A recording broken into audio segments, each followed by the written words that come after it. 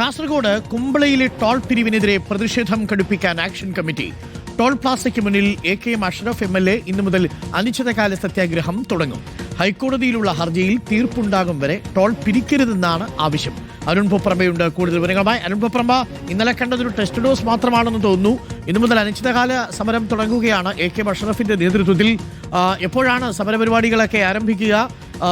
ഈ ടോള് തടഞ്ഞുകൊണ്ടുള്ളൊരു സമരമാണോ അതല്ലാതെയുള്ളൊരു സമരമാണോ? ഹൈക്കോടതിയുടെ വിധി വരുന്നതുവരെ സമരം തുടരാനാണോ തീരുമാനം?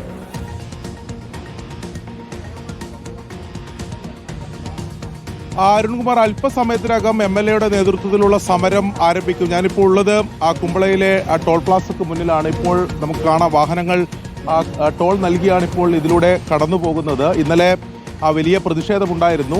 AK അഷ്റഫ് MLA നേതൃത്വത്തിലുള്ള വലിയ പ്രതിഷേധം. അതിനുശേഷം MLAയും സമരക്കാരെയൊക്കെ അറസ്റ്റ് ചെയ്ത് നീക്കിയതിന് ശേഷമാണ് ഇവിടെ ടോൾ പിരിവ് ആരംഭിച്ചിട്ടുള്ളത്. ഇപ്പോൾ ടോൾ പിരിവ് ഇവിടെ തുടരുകയാണ്. അതിൽ സമരക്കാർ പ്രധാനമായും പറയുന്ന കാര്യം ഈ നമ്മൾ സൂചിപ്പിച്ചതുപോലെ തന്നെ ഈ ദൂരപരിധിയാണ്. ഈ 25 കിലോമീറ്റർ മാത്രമാണ് രണ്ട് ടോളുകൾ തമ്മിലുള്ള ദൂരപരിധി, തലപ്പാടിയും കുമ്പളയും. അപ്പോൾ 60 കിലോമീറ്റർ എന്ന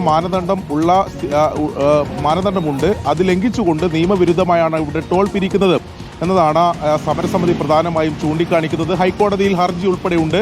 അതിലൊരു തീർപ്പാകുന്നതിന് മുമ്പ് തിടുക്കപ്പെട്ട് ദേശീയപാത അതോറിറ്റി ഇത്തരത്തിലൊരു ടോൾ പിരിവ് നടത്തുന്നത് അത് അന്യായമായിട്ടുള്ള ടോൾ പിരിവാണ് എന്നതാണ് ഈ പ്രധാനമായും ചൂണ്ടിക്കാണിക്കുന്നത്. അരുൺകുമാർ, ഇന്നലെ ഒരു സൂചനാ സമരം മാത്രമാണ്. വലിയ ശക്തമായ പ്രതിഷേധത്തിലേക്ക് പോകും എന്ന് തന്നെയാണ് സമരസമിതി അറിയിച്ചിട്ടുള്ളത്. MLA ഇവിടെ എത്തിയിട്ടില്ല, അല്പസമയത്തിനകം എത്തും. ഇപ്പോൾ ഈ സമരസമിതിയുടെ ഭാഗമായിട്ടുള്ള ആൾക്കാരൊക്കെ എങ്ങനെയാണ് കൂടുതൽ ശക്തമായ സമരത്തിലേക്ക് പോകാനാണ്? അതെ, ഇന്നലെ നടന്ന പത്രസമ്മേളനത്തിൽ MLA പറഞ്ഞ പോലെ എന്തെന്ന് വന്നാലും ടോള് ഇവിടെ പിരിക്കാനുള്ള ഏതായാലും ടോൾ വന്നു.